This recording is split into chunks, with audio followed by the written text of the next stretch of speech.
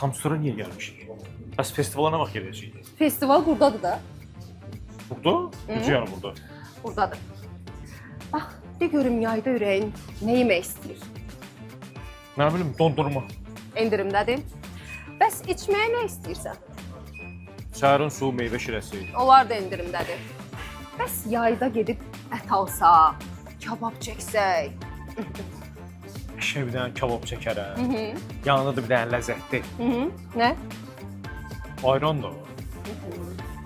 Bax, festival necə olmalıdır? Ət məhsulları, bütün nə varsa hamısı endirimdədir. Gedək alaq, festivalımızı qeyd edək. Gedək.